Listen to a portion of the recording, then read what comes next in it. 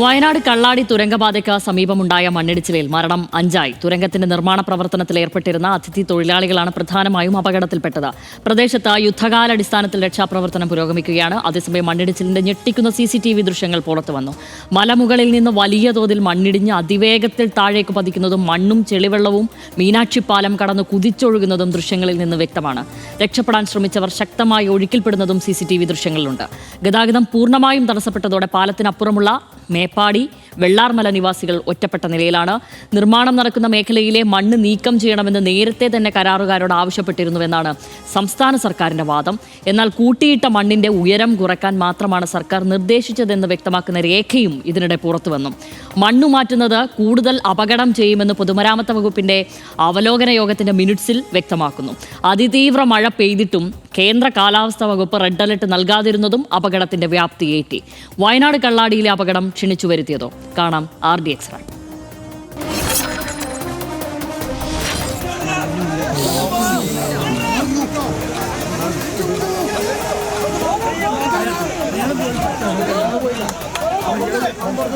നിർമ്മാണ പ്രവർത്തനങ്ങൾ നടക്കുന്നിടത്തെ തൊഴിലാളികളാണ് അപകടത്തിൽപ്പെട്ടതെന്നാണ് പ്രാഥമിക നിഗമനം. ഇന്ന് രാവിലെ 11:15 മണ്ണിടിച്ചിലുണ്ടായത്. തുരങ്കപാതയുടെ നിർമ്മാണം നടക്കുന്നതിനിടെ മണ്ണിടിഞ്ഞ് റോഡിലേക്ക് പതിക്കുകയായിരുന്നു. മണ്ണ് നീക്കം ചെയ്യണമെന്ന് നിർദ്ദേശിച്ചിരുന്നുവെന്നും എന്നാൽ കരാറുകാർ മണ്ണ് നീക്കം ചെയ്തിരുന്നില്ലെന്നും മുഖ്യമന്ത്രി VD സതീശൻ പറഞ്ഞു. പ്രകൃതി ദുരന്തമല്ല, മനുഷ്യനിർമ്മിത ദുരന്തമാണ് സംഭവിച്ചതെന്നായിരുന്നു മന്ത്രി T സിദ്ദിഖിന്റെ പ്രതികരണം. അതേസമയം ജില്ലയിൽ മഴ മുന്നറിയിപ്പ് നൽകിയതിൽ വീഴ്ച പറ്റിയെന്ന ആരോപണമുയരുന്നുണ്ട്. ജില്ലയിൽ 24 മണിക്കൂർ 265 മില്ലിമീറ്റർ മഴ പെയ്തിട്ടും നൽകിയത് യെല്ലോ അലർട്ട് മാത്രമാണ്. 24 മണിക്കൂറിൽ 204.4 മില്ലിമീറ്ററിൽ കൂടുതൽ മഴ ലഭിച്ചാൽ റെഡ് അലർട്ട് പ്രഖ്യാപിക്കണമെന്നാണ് ചട്ടം. അപകടം നടന്ന ശേഷമാണ് റെഡ് അലർട്ട് പ്രഖ്യാപിച്ചത്. മണ്ണിടിച്ചിൽ പ്രദേശത്തുള്ള വീടുകളിലെ ആളുകളെ സുരക്ഷിത സ്ഥാനങ്ങളിലേക്ക് മാറ്റി. RDX rap news Malayalam.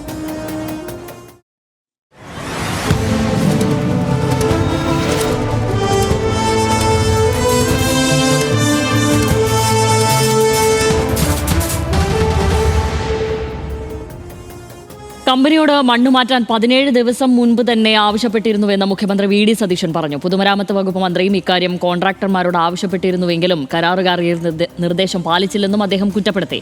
കരാർ കമ്പനി സർക്കാർ നിർദ്ദേശം ലംഘിച്ചത് ഗുരുതരമെന്ന് മന്ത്രി T സിദ്ദിഖും വ്യക്തമാക്കി. മുഴുവൻ ഉത്തരവാദിത്വവും കൊങ്കൺ റെയിൽവേ അധികൃതർക്കാണെന്നായിരുന്നു മന്ത്രി PK ബഷീറിന്റെ പ്രതികരണം. മുൻകൂട്ടി ഈ മണ്ണ് നീക്കം ചെയ്യണം എന്ന് ആവശ്യപ്പെട്ടിട്ടുള്ളതായിരുന്നു. ജില്ലാ കളക്ടറും ഡിസാസ്റ്റർ മാനേജ്മെന്റ് അതോറിറ്റിയുടെ ചെയർമാനും 20-ാം തീയതി തന്നെ ഉത്തരവിറക്കി ഇതെല്ലാം നീക്കം ചെയ്യണമെന്ന് പറഞ്ഞിരുന്നതാണ്. PWD മന്ത്രി യോഗം ചേർന്ന് ഇത് അടിയന്തരമായി നീക്കം ചെയ്യണം എന്ന് കോൺട്രാക്ടർമാരെ അറിയിച്ചിട്ടുള്ളതായിരുന്നു നേരത്തെ തന്നെ. പക്ഷെ അവർ അതിന്റെ കരാറുകാർ ഡിസാസ്റ്റർ മാനേജ്മെന്റ് അതോറിറ്റിയുടെയും ജില്ലാ കളക്ടറുടെയും മന്ത്രിയുടെയും നിർദ്ദേശം അവർ പാലിച്ചില്ല. മനുഷ്യനിർമ്മിതമായിട്ടുള്ള ഒരു ദുരന്തമാണ് ഇത് സംഭവിച്ചത്. മുൻകൂട്ടി അലാം കൊടുത്തു, മാറ്റണം എന്നുള്ളത് പറഞ്ഞു. ആ നിർദ്ദേശം പാലിക്കാത്തത് കൊണ്ടുണ്ടായ ഒരു അപകടമാണ്. അത് ഗൗരവമുള്ള കാര്യമാണ്. കൊങ്കനാണ് നമ്മുടെ എഞ്ചിനീയറിംഗിൽ യാതൊരു മേൽനോട്ടം കൺട്രോൾ ചെയ്തില്ല. നമുക്കൊരു മേൽനോട്ടം കൺട്രോൾ ഇല്ല. കഴിഞ്ഞ ഗവൺമെന്റ് കാലത്ത് അങ്ങനെ കൊടുത്തിട്ടുള്ളത്. PWD നോക്കുകുത്തിയായിരുന്നു. PWDക്ക് യാതൊരു പാർട്ടും അതിൽ കിട്ടിയിട്ടില്ല. കള്ളാടിയിൽ കുത്തിയൊലിച്ചു വന്ന മണ്ണിനടിയിൽ നിന്നും അത്ഭുതകരമായി രക്ഷപ്പെട്ട ദമ്പതികളായ ബാലരാജും കൂടമ്മാളും ഇപ്പോഴും ഞെട്ടലിൽ നിന്നും മുക്തരായിട്ടില്ല. അവരുടെ പ്രതികരണം കൂടി ലഭിച്ചിരുന്നു. അതിലേക്ക്. எப்படி வந்தோம்னு எங்களுக்கு தெரியல. ஓடி வந்தது தான் தெரிஞ்சிச்சு. திருப்பி அந்த ஹோட்டல் கிட்ட விழுந்தது மட்டும் தான் எனக்கு தெரிஞ்சு. திருப்பி எப்படி வந்தோம்னு தெரியல. മേപ്പാടിക്ക് ഇറങ്ങി വന്നതാണ് ഞങ്ങൾ. വന്നിട്ട് ബസ്സിന് കാത്തിരുന്നതാണ്. ബസ്സിന് കാത്തിരിക്കുമ്പോൾ അങ്ങനെ സംഭവം മുകളിൽ നോക്കിക്കൊണ്ടിരുന്നതാണ്. ചെറുതായിട്ട് കുറച്ചുണ്ടായിരുന്നു ഫസ്റ്റ്. ആദ്യം ചെറുതായിട്ട് ഇരിക്കുമ്പോൾ ഞങ്ങൾ മുകളിൽ നോക്കിക്കൊണ്ടിരിക്കുമ്പോൾ മുകളിൽ നോക്കിക്കൊണ്ടിരിക്കുമ്പോൾ വന്നുകൊണ്ടിരുന്നത്. അപ്പോൾ തന്നെ ഞങ്ങൾ രണ്ടാളും അങ്ങോട്ട് പോകാനായിട്ട് വന്നപ്പോൾ തന്നെ പെട്ടെന്ന് വന്ന് മണ്ണ് വെച്ച് അടിച്ചു. സരീഷ് PK ഉണ്ട് അവിടെ നിന്നും, കള്ളാടിയിൽ നിന്നും തത്സമയം നമുക്കൊപ്പം ചേരുന്നുണ്ട്. സരീഷ്, ഇപ്പോഴും രക്ഷാപ്രവർത്തനം അവിടെ രാത്രിയും തുടരാൻ തന്നെയാണ് തീരുമാനമെന്ന് മനസ്സിലാക്കുന്നത്. നിലവിൽ എന്താണ് തൽസ്ഥിതി, അവിടുത്തെ ഏറ്റവും പുതിയ വിവരങ്ങൾ? കാലാവസ്ഥ അനുകൂലമാകുന്ന സമയം വരെ രക്ഷാപ്രവർത്തനം തുടരണം എന്നൊരു നിർദ്ദേശം തന്നെയാണ് മന്ത്രിമാർ നൽകിയിരിക്കുന്നത്. അതിന്റെ ഭാഗമായി ഇപ്പോഴും മണ്ണ് നീക്കിയുള്ള പരിശോധന അത് ഒരു ഭാഗത്ത് അതിവേഗത്തിൽ പുരോഗമിക്കുന്നുണ്ട്. നേരത്തെ ആ പാലത്തിന്റെ ഒരു പ്രശ്നം മാത്രമായിരുന്നു ഉണ്ടായിരുന്നതെങ്കിൽ ഇപ്പോൾ പാലത്തിൽ നിന്ന് പൂർണ്ണമായി മണ്ണ് നീക്കുകയും JCBകളും ഇറ്റാച്ചികളും അങ്ങോട്ടേക്ക് കൊണ്ടുപോകാൻ സാധിക്കുകയും ചെയ്തിട്ടുണ്ട്. അതുകൊണ്ട് തന്നെ ഏറ്റവും കൂടുതൽ മണ്ണടിഞ്ഞ ആ മേഖലയിൽ ഈ മണ്ണ് നീക്കം ചെയ്യുന്നതിന്റെ തൊട്ട് മുകളിലാണ് ഇന്ന് രാവിലെ ഈ മണ്ണ് ഇടുകയും ഇങ്ങോട്ടേക്ക് കൂടുതലായി എത്തുകയും ചെയ്തത്. ആ ഏറ്റവും കൂടുതൽ അടിഞ്ഞ ഭാഗത്ത് നിന്നുള്ള മണ്ണാണ് ഇപ്പോൾ നീക്കം ചെയ്തുകൊണ്ടിരിക്കുന്നത്. അതിനുശേഷം പല ഭാഗങ്ങളിലെ അനുകൂലമാവുകയാണെങ്കിൽ രണ്ട് പ്രതിസന്ധികളാണ് അവർ പറഞ്ഞത്. ഒന്ന്, ഇരുട്ട് വീഴുന്നു എന്നുള്ളതാണ്. മറ്റൊന്ന്, കാലാവസ്ഥ അനുകൂലമല്ല എന്നുള്ളതാണ്. ഇരുട്ട് വീഴുന്നതിന് ലൈറ്റ് ഉൾപ്പെടെയുള്ള സംവിധാനങ്ങൾ കൊണ്ടുവന്നിട്ടുണ്ടെങ്കിൽ പോലും ഏതെങ്കിലും രീതിയിൽ മണ്ണ് നീക്കുമ്പോൾ അതിനടിയിൽ മനുഷ്യന്റെ സാന്നിധ്യം കണ്ടെത്തിയാൽ തിരിച്ചറിയാൻ പറ്റാത്ത അവസ്ഥ ഇപ്പോൾ നിലനിൽക്കുന്നുണ്ട്. പക്ഷേ എന്നാൽ പോലും അത്രത്തോളം JCBയുടെയും അതോടൊപ്പം തന്നെ ഇറ്റാച്ചികളുടെയും ലൈറ്റും പുറത്തുനിന്നുള്ള ലൈറ്റും ഉപയോഗിച്ചും രക്ഷാപ്രവർത്തനം ഈ സമയത്തും തുടരുകയാണ്. മറ്റൊന്ന്, മഴയാണ്. ഇടവിട്ടുള്ള മഴ കഴിഞ്ഞ മണിക്കൂറുകളിലെല്ലാം തന്നെ ഈ മേഖലയിൽ ഉണ്ടായിരുന്നു. ഇപ്പോഴും ആ മഴ തുടർന്നുകൊണ്ടേയിരിക്കുകയും ചെയ്യുന്നുണ്ട്. ഇടയ്ക്ക് മഴ വരുന്നു, ഇടയ്ക്ക് നിൽക്കുന്നു.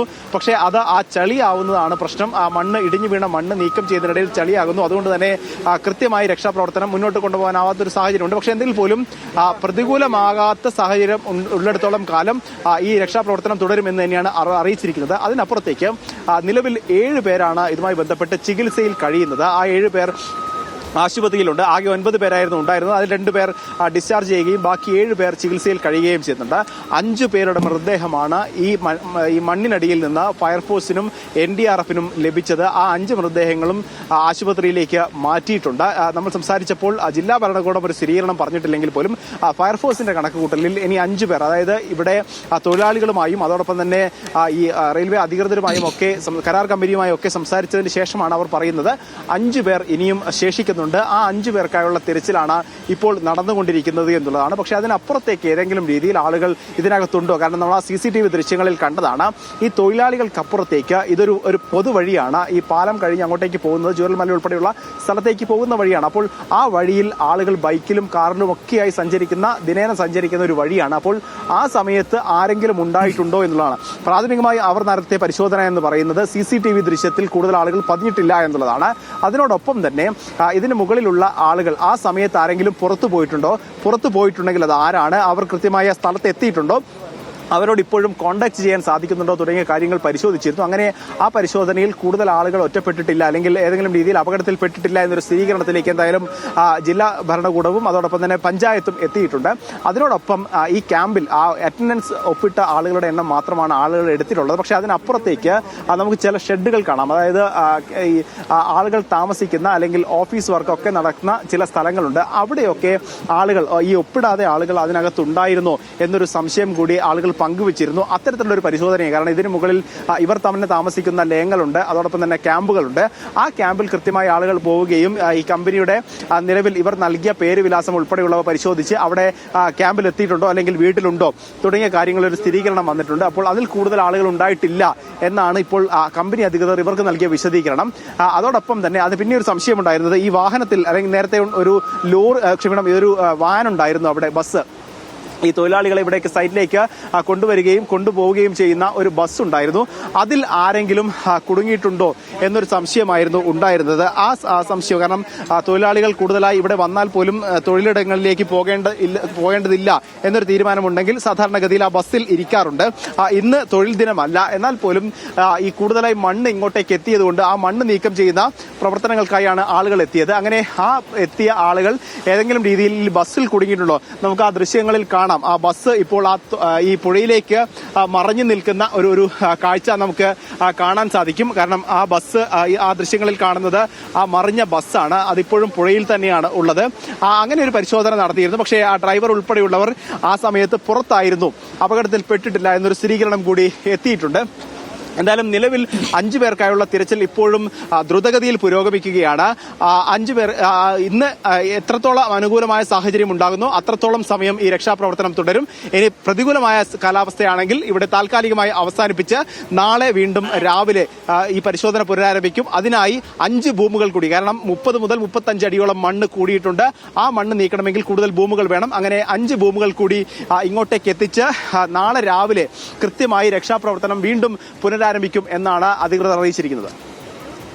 ശരി സരീഷാണ് അവിടെ നിന്നുള്ള ഏറ്റവും ഒടുവിലത്തെ വിവരങ്ങൾ. അവിടെ ഇപ്പം മന്ത്രിമാരും എത്തിയിട്ടുണ്ട്. പല സ്ഥലങ്ങളിലും മന്ത്രിമാർ നേരിട്ട് സന്ദർശനം നടത്താൻ അതിന്റെ ദൃശ്യങ്ങളൂടെ കണ്ടു. ആശുപത്രിയിലെത്തി ആളുകളെ കാണുന്നതായിട്ടും കണ്ടു. അപ്പം ഇതുമായി ബന്ധപ്പെട്ട് ഒരുപാട് പ്രതികരണങ്ങൾ വന്നു. നമ്മൾ കാണിച്ചതിനേക്കാൾ കൂടുതൽ മുഖ്യമന്ത്രി വി ഡി സതീശന്റെ പ്രതികരണം ഉണ്ടായിരുന്നു. പിന്നെ ടി സിദ്ദിഖ്, മന്ത്രിമാരായ പി കെ ബഷീർ, ഇവരൊക്കെ തന്നെയാണ് ആദ്യം മുതൽ തന്നെ ഇത്തരം പ്രതികരണങ്ങളുമായി മുന്നോട്ട് വന്നത്. അപ്പം നിലവിൽ ഇതിൽ രണ്ട് തരത്തിലുള്ള സോഷ്യൽ മീഡിയയിൽ തന്നെയും മറ്റിടങ്ങളിലാണെങ്കിലും മുൻപ് തുരങ്കപാത എന്നുള്ളൊരു തീരുമാനത്തെ എതിർക്കുന്നവരുണ്ട്. അതല്ലാതെ നിലവിൽ ഇതുമായി ബന്ധപ്പെട്ട് മണ്ണ് നീക്കവുമായി ബന്ധപ്പെട്ടും അല്ലാതെയുമുള്ള പല വിവരങ്ങളും പുറത്തു വരുന്നുണ്ട്. ഇതിൽ ആദ്യം വന്ന ടി സിദ്ദിഖാണ് നമ്മൾ ആദ്യമായി ഔദ്യോഗികമായി മാധ്യമങ്ങൾ ആദ്യം കാണുന്നതെന്നാണ് ഞാൻ മനസ്സിലാക്കുന്നത്. അപ്പോൾ അദ്ദേഹം ആദ്യം തന്നെ പറയുന്നു, ഇതൊരു ലാൻഡ് സ്ലൈഡ് അല്ല, ഒരു പ്രകൃതി ദുരന്തമല്ല, നാച്ചുറൽ ലാൻഡ് സ്ലൈഡ് അല്ല എന്നാണ് പറയുന്നത്. അത് കേൾക്കുമ്പോൾ തന്നെ സത്യത്തിൽ നമുക്ക് വലിയൊരു ആശ്വാസമാണ്. കാരണം വയനാട് പോലുള്ളൊരു സ്ഥലത്ത് മണ്ണിടിച്ചിൽ എന്നാണല്ലോ നമ്മൾ ആദ്യം ഇതിന് റിപ്പോർട്ട് വരുന്നതും പുറത്ത് വാർത്തകൾ വരുന്നതും ആ നിലയ്ക്കായിരുന്നു. ഇവിടെ മണ്ണിടിച്ചിൽ കള്ളാടിയിൽ. അപ്പോൾ നമ്മൾ തുരങ്കപാത നിർമ്മാണം നടക്കുന്ന സ്ഥലം കള്ളാടി, അവിടെ മണ്ണിടിച്ചിൽ എന്ന് പറയുമ്പോഴത്തേനും നമുക്ക് വലിയ ആശങ്കയാണ് നമുക്കുണ്ടാവുന്നത്. വയനാട് പോലുള്ള സ്ഥലത്ത് ഈ മഴക്കാലവും അതിജീവിക്കാൻ അവിടുത്തെ ജനത പാടുപെടുമല്ലോ എന്ന നിലയ്ക്കൊക്കെ വലിയ ആശങ്കയാണ് ഉണ്ടായിരുന്നത്. അവിടെ തുരങ്കപാത വരുമ്പോൾ സ്വാഭാവികമായി ഉണ്ടായ കുറേ കിംവദന്തിയും ആശങ്കകളും ഒക്കെ ഉണ്ട്. പക്ഷേ അതിന് കൃത്യമായി തന്നെ കേന്ദ്ര പരിസ്ഥിതി മന്ത്രാലയത്തിൻ്റെയൊക്കെ അനുമതിയുണ്ട്. അവർ കൂടി മുന്നോട്ട് വെച്ച ഉപാധികളോടുകൂടിയാണ് അവിടെ നിർമ്മാണമൊക്കെ നടക്കുന്നത്. പിന്നീടാണ് മന്ത്രി തന്നെ വന്നിട്ട് പറയുന്നത്, ഇതൊരു പ്രകൃതി ദുരന്തമല്ല, ഇതൊരു മനുഷ്യനിർമ്മിത ദുരന്തമാണ്. അതിനെ സാധൂകരിക്കാനുള്ളൊരു കാരണമായി പറഞ്ഞിരുന്നത് കൊങ്കൺ റെയിൽവേ എന്ന് പറയുന്ന ഈ കമ്പനി ഇത് ഏറ്റെടുത്ത് നടത്താൻ തീരുമാനിച്ച ഒരു ത്രികക്ഷി കരാറാണല്ലോ ഇതുള്ളത്. PWD, കൊങ്കൺ, കിഫ്ബി ഇങ്ങനെയാണല്ലോ ഉള്ളത്. അപ്പോൾ ഇത് ഏറ്റെടുത്ത് നടക്കാൻ തീരുമാനിച്ച ഈ കമ്പനി അവിടെ നിർമ്മാണത്തിൻ്റെ ഭാഗമായി അശാസ്ത്രീയമായി കൂട്ടിയിട്ടിരിക്കുന്ന വലിയ മൺകൂനകൾ നീക്കം ചെയ്യാത്തതിൻ്റെ ഭാഗമായി ഇതൊരു ക്ഷണിച്ചു വരുത്തിയ ദുരന്തം എന്ന നിലക്കായിരുന്നു അദ്ദേഹം പറഞ്ഞിരുന്നത്. അത് കഴിഞ്ഞപാട് പി കെ ബഷീർ വരുന്നു, പൊതുമരാമത്ത് മന്ത്രി വരുന്നു. അദ്ദേഹവും പറഞ്ഞു ഇതുപോലെ തന്നെ മണ്ണ് നീക്കാൻ പറഞ്ഞിരുന്നു, എല്ലാ ഉത്തരവാദിയും കൊങ്കണാണ്. അദ്ദേഹം ഒരു കാര്യം കൂടെ പറഞ്ഞു, PWD ഇക്കാര്യത്തിൽ നോക്കുകുത്തിയാണ്, അങ്ങനെ തന്നെയാണ് കൊടുത്തിരിക്കുന്നത്, ഞങ്ങൾക്കിതിലൊന്നും ചെയ്യാനില്ല, ഞങ്ങളുടെ പുറത്ത് കയറണ്ട, ഞങ്ങളെ ചാരണ്ട, നിങ്ങളുടെ ചോദ്യത്തിൻ്റെ ഉദ്ദേശം ഇതാണെന്നൊക്കെയാണ് പറഞ്ഞത്. മുഖ്യമന്ത്രി വന്നിട്ട് മറ്റൊരു കാര്യം കൂടെ പറഞ്ഞു, കഴിഞ്ഞ മാസം 20-ാം തീയതി തന്നെ ഇവിടെ ഒരു അപകട സാധ്യതയുണ്ട് എന്ന് തിരിച്ചറിയുകയും അതുകൊണ്ട് മണ്ണ് നീക്കാനുള്ള നിർദ്ദേശങ്ങൾ നൽകിയിരുന്നു എന്ന് അദ്ദേഹം അസേർട്ടീവായി തന്നെ പറയുകയാണ് ഉണ്ടായിരുന്നത്. അതിൻ്റെയും കൂടെ പശ്ചാത്തലത്തിലാണ് ഇങ്ങനെ നിൽക്കുന്നത്. അപ്പോൾ നമ്മളും ആ ഘട്ടത്തിൽ അങ്ങനെ തന്നെയാണ് വിചാരിക്കുന്നത്. അങ്ങനെയാണെങ്കിൽ കമ്പനി എന്തുകൊണ്ട് ഇത് നീക്കിയില്ല, കമ്പനി ഇത് നീക്കിയില്ല, അവരത് നീക്കിയില്ല എന്ന് ഉറപ്പാക്കേണ്ടത് ആര്? ഇങ്ങനെ രണ്ട് ചോദ്യങ്ങളായിരുന്നു ആ ഘട്ടത്തിലുണ്ടായിരുന്നത്. ആർക്കാണ് ഇതിൻ്റെ ഉത്തരവാദിത്തം? അത് കഴിഞ്ഞാണ് നമ്മൾ പിന്നീട് പൊതുമരാമത്ത് വകുപ്പിൻ്റെ ഒരു മിനിറ്റ്സ് പുറത്ത് വരുന്നത്. അത് 20-ാം തീയതിയാണ്. ഓർക്കണം, മുഖ്യമന്ത്രി പറഞ്ഞതനുസരിച്ചാണെങ്കിൽ 17 ദിവസം മുമ്പ് 20-ാം തീയതിയാണ് ഇങ്ങനെ ഒരു അപകടം ഉണ്ടാകും എന്നുള്ള ഒരു മുൻകൂട്ടി ഒരു ദീർഘവീക്ഷണത്തോടെ പറയുകയാണ്. വലിയ മഴയുള്ളൊരു സാഹചര്യമാണ്, വയനാട് പോലുള്ളൊരു സ്ഥലമാണ്, നമ്മളിവിടെ ശ്രദ്ധിക്കണം, ഇങ്ങനൊരു മണ്ണിവിടെ മൺകൂനകളുണ്ട്, അതുകൊണ്ട് തന്നെ ഇത് ഒലിച്ചിറങ്ങാനുള്ള ഒരു സാധ്യതയുണ്ട്, വലിയ ദുരന്തം ഉണ്ടാകും എന്ന് മുൻകൂട്ടി കണ്ടുകൊണ്ട് അത് നീക്കാൻ പറയുന്നത് 20-ാം തീയതി. 25-ാം തീയതിയാണ് ഇങ്ങോട്ട്, അതായത് പൊതുമരാമത്ത് വകുപ്പ് മന്ത്രിയുടെ നിർദ്ദേശപ്രകാരം 25/6/2026 പൊതുമരാമത്ത് വകുപ്പ് സ്പെഷ്യൽ സെക്രട്ടറിയായ അദീൽ അബ്ദുള്ള IAS, വകുപ്പിൻ്റെ തന്നെ അഡീഷണൽ സെക്രട്ടറി കൂടിയായ വിനോദ് IAS, അപ്പോൾ 2 IAS ഉദ്യോഗസ്ഥരടക്കം ഉൾപ്പെടുന്ന 19 അംഗ സംഘമാണ് അങ്ങോട്ട് എത്തിയിരിക്കുന്നത്. ഈ സ്ഥലം കള്ളാടി എന്ന് പറയുന്ന ഈ പ്രദേശം സ്ഥലത്ത് സന്ദർശിച്ചിട്ട് എന്തൊക്കെ കാര്യങ്ങളാണ് അതിലൂടെ നടപടി സ്വീകരിക്കാൻ തീരുമാനിച്ചത് എന്നുകൂടി പറയുന്നുണ്ട്. അതിൻ്റെ ഭാഗമായി കുറേയുണ്ട്. നമ്മൾക്കിത് വായിച്ചു നോക്കിയാൽ തന്നെ നമുക്ക് മനസ്സിലാവുന്നത് എന്താണെന്ന് വെച്ച് കഴിഞ്ഞാൽ, ഇപ്പോൾ 3 മന്ത്രിമാർ ഈ കാര്യങ്ങൾ പറഞ്ഞല്ലോ, അവർ തന്നെ പറയുന്ന കാര്യങ്ങൾ പൊളിക്കുന്ന പോലെയാണ് നിലവിൽ ഈ മിനിറ്റ്സിലെ വിവരങ്ങൾ എഴുതി വെച്ചിരിക്കുന്നു എന്നുള്ളതാണ്. അതായത് ഇതെല്ലാം കടലാസിലേ ഉള്ളൂ, ഇതൊന്നും അവിടെ നടന്നിട്ടില്ല എന്നാണ് ഇതിൻ്റെ ചുരുക്കം. അത് പദ്ധതി പ്രദേശത്തെ എല്ലാവിധ നിർമ്മാണ പ്രവർത്തനങ്ങളും അനുബന്ധ പ്രവർത്തനങ്ങളും എല്ലാ സുരക്ഷാ മുൻകരുതലും സ്വീകരിച്ച് മുന്നോട്ട് പോകുന്നതിന് കൊങ്കൺ റെയിൽവേ ഉറപ്പുവരുത്തണം, ഇങ്ങനെയാണ് പറഞ്ഞിരിക്കുന്നത്. ഇതിൽ തന്നെ സനീഷേട്ടനും നോക്കി കാണുമായിരിക്കും അതിൽ തന്നെ ഇതിൽ 10ഉം 12ഉമാണ് ഇതിലെ പ്രധാനപ്പെട്ട പോയിന്റുകൾ. നേരത്തെ മണ്ണ് നീക്കുവാൻ വേണ്ടി നിർദ്ദേശം നൽകിയിരുന്നു എന്ന് പറയുന്ന മുഖ്യമന്ത്രി പറഞ്ഞിരുന്നു. പക്ഷേ ഈ സംഘം വെറും 5 ദിവസം കഴിഞ്ഞിട്ട് ഈ സ്ഥലം സന്ദർശിക്കുന്ന വേളയിൽ ഈ സംഘത്തിൻ്റെ പറഞ്ഞിരിക്കുന്നതും ഇവർ നിർദ്ദേശിച്ചിരിക്കുന്നതും എന്താണെന്ന് വെച്ച് കഴിഞ്ഞാൽ, നിലവിൽ പദ്ധതി പ്രദേശത്ത് കൂട്ടിയിട്ട മണ്ണ് അപകട ഭീഷണി ഉള്ളതിനാൽ മണ്ണിടുന്നതിൻ്റെ ഉയരം കുറയ്ക്കാൻ വേണ്ട നടപടികൾ പാരിസ്ഥിതിക സാങ്കേതിക വിദഗ്ധരുടെ അഭിപ്രായം തേടാനും നടപടികൾ സ്വീകരിക്കാനും നിർദ്ദേശം നൽകി എന്നുള്ളതാണ്. ഈ സമയത്ത് മണ്ണ് നീക്കുന്നത് മണ്ണ് കൂടുതൽ ഡിസ്റ്റർബ്ഡ് ആകാനും കൂടുതൽ അപകട സാധ്യത ഉണ്ടാകാനും കാരണമാകുമെന്ന് വിലയിരുത്തി. അതായത് നീക്കം ചെയ്യണം എന്നായിരുന്നത്ര ആദ്യം കൊടുത്ത നിർദ്ദേശം. പക്ഷേ അതിന് ഘടകവിരുദ്ധമായിട്ടാണ് നിലവിൽ അവിടെ എത്തി ഈ പ്രദേശം കണ്ട് ഈ മൺകൂനയും കണ്ട ശേഷം വിലയിരുത്തിയിരിക്കുകയാണ്. നിലവിൽ മണ്ണ് നീക്കി കഴിഞ്ഞു കഴിഞ്ഞാൽ അവിടെ കൂടുതൽ അപകടത്തിനുള്ള ഒരു സാധ്യതയുണ്ടെന്ന് വിലയിരുത്തി. അപ്പോൾ ഇതൊരു അപകടം തന്നെ, ഇവിടെ ഒരു അപകടം ഉറപ്പായാലും വന്ന് ഭവിച്ചേക്കാം എന്ന് ബോധ്യം എല്ലാവർക്കും ഉണ്ടായേ. അതും കൂടെ നമ്മൾ എന്തായാലും ശ്രദ്ധിക്കണം. നിലവിൽ സൈറ്റിൽ കൂട്ടിയിട്ട മണ്ണ് എടുത്തു മാറ്റുമ്പോൾ ഉണ്ടാകുന്ന പാരിസ്ഥിതിക പ്രശ്നങ്ങൾക്ക് വേണ്ട പ്രതിവിധി 2 ആഴ്ചക്കകം നൽകണമെന്ന് പ്രതിനിധി അറിയിച്ചു എന്നും പറയുന്നുണ്ട്. സീനിയർ എൻവയോൺമെൻറ്റൽ സയൻറ്റിസ്റ്റ് അറിയിക്കുകയും ചെയ്തിട്ടുണ്ടെന്ന് പറയുന്നത്. അതായത് 2 ആഴ്ച. ആ 2 ആഴ്ചയും കഴിഞ്ഞു, സമയം കഴിഞ്ഞ്. ഇത് ജൂലൈ മാസമായില്ലേ, ഇത് 25-ാം തീയതി പോയി, ഇതിപ്പം ജൂലൈ 7-ാം തീയതിയായി ഇന്നത്തെ ദിവസം. ഇതൊന്നും അവിടെ നടന്നിട്ടില്ല എന്നുള്ളതാണ് നമ്മൾ മനസ്സിലാക്കുന്നത്. ഇനി PK ബഷീർ മന്ത്രി വന്നിട്ട് പറഞ്ഞത് PWD ഇക്കാര്യത്തിൽ നോക്കുകുത്തിയാണെന്നാണ്. പക്ഷെ 12-ാമത്തെ ഈ മിനിറ്റ്സിൻ്റെ 12-ാമത്തെ തീരുമാനപ്രകാരം അന്ന് അവിടെ കൈക്കൊണ്ടിരിക്കുന്ന ഒരു നിലപാടെന്നുള്ളത് നിലവിൽ പദ്ധതി പൂർണ്ണമായും പൊതുമരാമത്ത് വകുപ്പ് കോഴിക്കോട് ഡിവിഷനാണ് മേൽനോട്ടം വഹിക്കുന്നത് എന്നുള്ളതാണ്. അത് അദ്ദേഹത്തിൻ്റെ വകുപ്പാണല്ലോ. അപ്പോൾ ഇത് നോക്കുകുത്തിയല്ല എന്നാണ് അതെ മനസ്സിലാകേണ്ടത്. വയനാട് ജില്ലയിലെ മേപ്പാടി ഭാഗത്ത് നിലവിൽ നിരന്തരം പദ്ധതി മോണിറ്റർ ചെയ്യാനും ജില്ലാ തദ്ദേശ ഭരണകൂടവുമായി നിരന്തരം ബന്ധപ്പെട്ട് പ്രവർത്തിക്കുവാനും വേണ്ടി പൊതുമരാമത്ത് കൽപ്പറ്റ റോഡ് സബ് ഡിവിഷനെ ചുമതലപ്പെടുത്താൻ വേണ്ട നടപടി കൈക്കൊള്ളാനും തീരുമാനിച്ചു. എന്നിട്ട് അപ്പോൾ എന്താണ്, ഈ കമ്പനി ഇത് നീക്കുന്നുണ്ടോ, അല്ലെങ്കിൽ ഇതിൽ ഉയരം കുറയ്ക്കേണ്ടതായ ബാക്കി കാര്യങ്ങൾ ഏകോപിപ്പിക്കുന്ന പ്രവർത്തനം നടത്തിയോ എന്നൊക്കെ ഏകോപിപ്പിക്കേണ്ട ചുമതല PWDക്കും കൂടി ഉണ്ടെന്നല്ലേ നമ്മൾ മനസ്സിലാക്കേണ്ടത്. ഇനി ഈ കമ്പനിയും അവരും വളരെ ഉദാരമായി തന്നെയാണ് ഇക്കാര്യത്തിൽ ഇടപെട്ടിരിക്കുന്നതെന്നാണ് ഞാൻ മനസ്സിലാക്കുന്നത്. അത് അവർ പറയുന്നത് ഈ കൂട്ടിയിട്ട ഭാഗങ്ങളിലെ മണ്ണ് നീക്കുവാൻ വേണ്ടിയിട്ട് അവർ തന്നെ പണം ചെലവഴിച്ചുകൊണ്ട് മറ്റേതെങ്കിലും ഒരു സ്ഥലം ജില്ലാ ഭരണകൂടം ഒന്ന് കാട്ടിത്തന്നു കഴിഞ്ഞാൽ ഞങ്ങൾ ആ സ്ഥലത്തേക്ക് മണ്ണ് മാറ്റാം, ഞങ്ങൾക്ക് മണ്ണ് മാറ്റുന്നത് കൊണ്ട് പ്രശ്നമൊന്നുമില്ല. കൂട്ടിയിട്ട മണ്ണ് നിലവിൽ ടാർപോളിങ് ഉപയോഗിച്ച് വെള്ളം ഇറങ്ങാതെ പരമാവധി കവർ ചെയ്തിട്ടുണ്ട്. നമുക്ക് ആ ദൃശ്യങ്ങൾ കാണാം. നീല ടാർപോളിൻ ഇങ്ങനെ വിരിച്ചിട്ടിരിക്കുന്നത് നമുക്ക് കാണാം, മഞ്ഞയും ടാർപോളിൻ. അത് മാത്രമല്ല കൂടുതൽ മണ്ണ് സൂക്ഷിക്കാൻ അനുയോജ്യമായ സ്ഥലമില്ല എന്ന് കരാർ കമ്പനി അറിയിച്ചു എന്ന് പറയുന്നുണ്ട്. അനുയോജ്യമായ സ്ഥലം കണ്ടെത്താൻ ജില്ലാ ഭരണകൂടത്തിൻ്റെ സഹായം തേടാനും തീരുമാനിച്ചു. ഏകദേശം 1 ലക്ഷം ക്യൂബിക് മീറ്റർ മണ്ണ് താത്കാലികമായി സൂക്ഷിക്കാൻ വേണ്ട സ്ഥലമാണ് ആവശ്യമുള്ളത് എന്നും KRCയിൽ അറിയിച്ചു. അതായത് കൊങ്കൺ റെയിൽവേ കോർപ്പറേഷൻ ലിമിറ്റഡ് അറിയിച്ചു. മണ്ണ് പുറത്തേക്ക് കൊണ്ടുപോകുമ്പോഴുള്ള റോയൽറ്റി ഫീസ് ഒഴിവാക്കി തരാൻ KRCയിൽ ആവശ്യപ്പെട്ടു. ഇതിനു വേണ്ട നടപടികൾ സ്വീകരിക്കാനും തീരുമാനിച്ചു. അപ്പോൾ കമ്പനി ഇതിനെല്ലാത്തിനും വില്ലിംഗ് ആണ്. അപ്പോൾ കമ്പനിക്ക് ഈ മണ്ണ് നീക്കം ചെയ്യുവാൻ വേണ്ടി കമ്പനി പറയുന്നത് ഒരു സ്ഥലം കാണിച്ചു തരണം, അതിന് ജില്ലാ ഭരണകൂടത്തിൻ്റെ സഹായം തേടാൻ തീരുമാനിച്ചിരിക്കുന്നു. പിന്നെ കമ്പനി പറയുന്നത് നമ്മൾ അതുവരെ ഇതൊരു ടാർപോളിനിട്ട് പരമാവധി വെള്ളം ഇറങ്ങാതെ നോക്കാനും തീരുമാനിച്ചിരിക്കുന്നു. ഇത് കൊണ്ടുപോകാനുള്ള റോയൽറ്റി ഫീസ് ഒഴിവാക്കി തരണമെന്നും അവർ പറയുന്നുണ്ട്. അപ്പോൾ ഇത് ഒക്കെ ഏകോപിപ്പിക്കേണ്ടവർ ഇത് കടലാസിൽ മാത്രമാക്കി മൗനം പാലിച്ചു എന്നല്ലേ നമ്മൾ മനസ്സിലാക്കേണ്ട. അല്ലെങ്കിൽ പിന്നെ ഇങ്ങനൊരു അപകടം വരുമോ? ഇത് 2 ആഴ്ചക്കുള്ളിൽ തന്നെ ഇതിൽ റിപ്പോർട്ട് കൊടുക്കാൻ ഇതിൽ തന്നെ പറയുന്നുണ്ട്. ചുമതല PWDയിലുള്ള കോഴിക്കോട് ഡിവിഷൻ അല്ലേ, കോഴിക്കോട് ഡിവിഷനാണ് പൂർണ്ണമായും ചുമതല എന്നും പറയുന്നുണ്ട്. അപ്പോൾ ഒരു സംവിധാനം മുഴുവൻ ഇങ്ങനെ നോക്കുകുത്തിയാവുകയായിരുന്നു. ഇത് മുഴുവൻ കടലാസിൽ എഴുതി വെച്ചും തീരുമാനം കൈക്കൊണ്ടും ഇതിലൊക്കെ വിദഗ്ധർ 19 പേരാണ് അവിടെ എത്തിയിട്ടുള്ളത്. ആ 19 പേരിൽ ഈ 2 IAS ഉദ്യോഗസ്ഥർ മാത്രമുള്ള പേര് ഞാൻ പറഞ്ഞതേ ഉള്ളൂ. പൊതുമരാമത്ത് വകുപ്പിലെ ഉദ്യോഗസ്ഥർ, പദ്ധതിയുടെ SPA കൊങ്കൺ റെയിൽവേ, വയനാട് ജില്ലാ ADM, ജില്ലാ ദുരന്ത നിവാരണ അതോറിറ്റി പ്രതിനിധികൾ, state environmental impact assessment authority പ്രതിനിധി, കിഫ്ബി പ്രവൃത്തി ഏറ്റെടുത്ത കരാറുകൾ എന്നിവരും പങ്കെടുത്തു എന്നാണ് പറഞ്ഞിരിക്കുന്നത്. അപ്പോൾ ഇത്രയും പേരുള്ള എല്ലാ വിദഗ്ധ സംഘവും അവിടെ എത്തിയിട്ട് ഇവിടെ ഒരു അപകടം ഉണ്ടെന്ന് അപ്പോൾ സ്റ്റേറ്റിന് മനസ്സിലാക്കിയിരിക്കുന്നു. ഇങ്ങനെ ഒരു അപകടം വന്നേക്കാം, കാരണം വയനാടാണ്, പ്രത്യേകിച്ച് ഇങ്ങനെ ഒരു പദ്ധതി പ്രദേശമാണ്, ചിലപ്പോൾ വന്നേക്കാം എന്ന് പറഞ്ഞ് ഇതൊക്കെ അറിയാമായിരുന്നു. ഇത് അറിയാമായിട്ട് ഇതൊക്കെ വിലയിരുത്തുകയും ഇതിനുള്ള ഒരു കരുതൽ നടപടി എന്ന നിലയ്ക്ക് ഇതൊക്കെ തീരുമാനിക്കുകയും കൈക്കൊള്ളുകയും ചെയ്തിട്ട് പക്ഷേ ഇതൊന്നും ഏകോപിപ്പിച്ചിട്ടില്ല. യാതൊരുവിധ ഏകോപനം ഉണ്ടായിട്ടില്ല.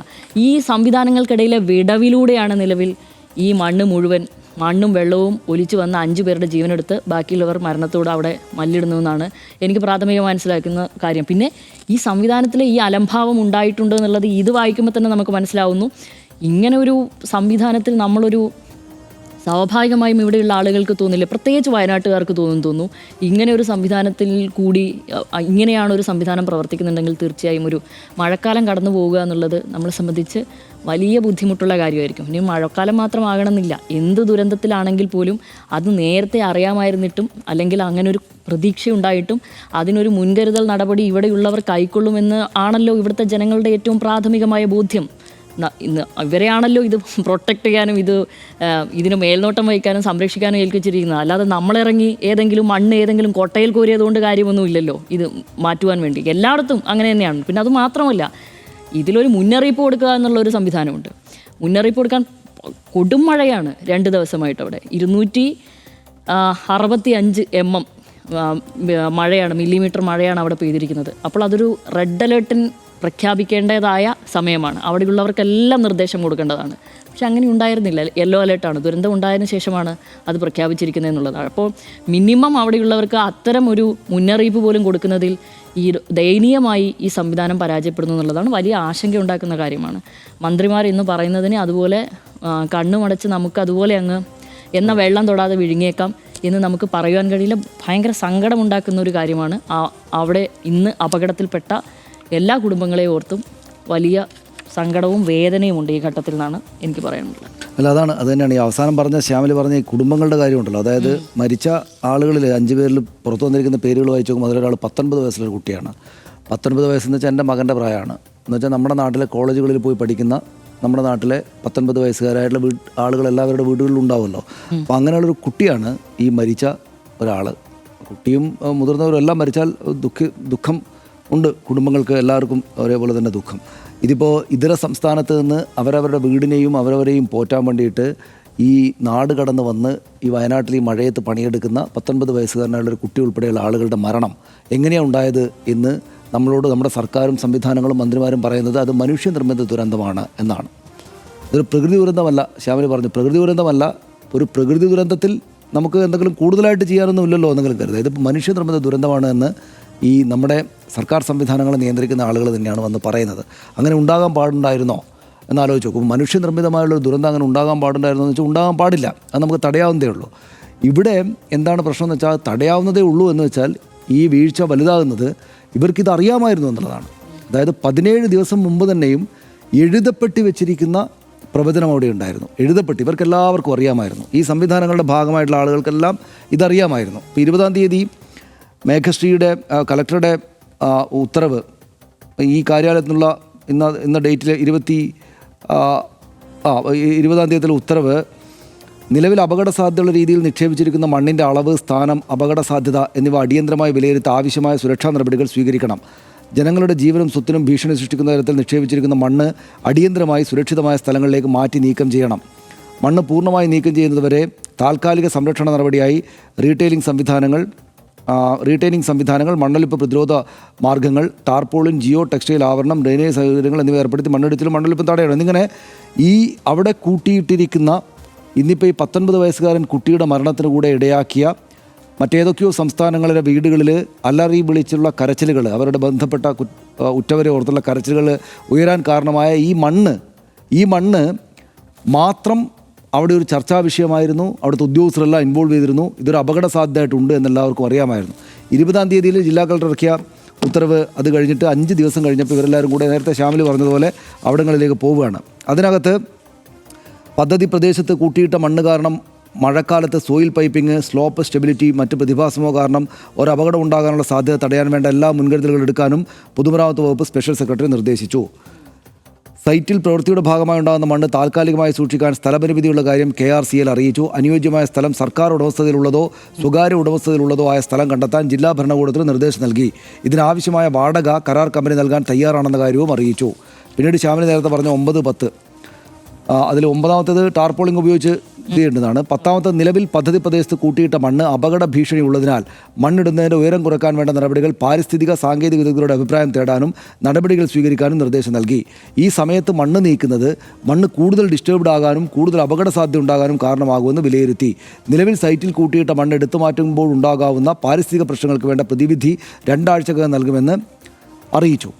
നോക്കൂ, ഇവിടെ അവിടെ ഉണ്ടായിരിക്കുന്ന മണ്ണ് ഇതിനകത്ത് ഇത്രയും 19 ആളല്ലേ നേരത്തെ ശ്യാമലി വായിച്ച 19 വിദഗ്ധർ ഉദ്യോഗസ്ഥർ പോയിട്ട് ദീർഘനേരമെടുത്ത് അവിടെ സന്ദർശനം നടത്തിയിട്ട് തയ്യാറാക്കിയ ഈ മിനിറ്റ്സിൽ ആകെ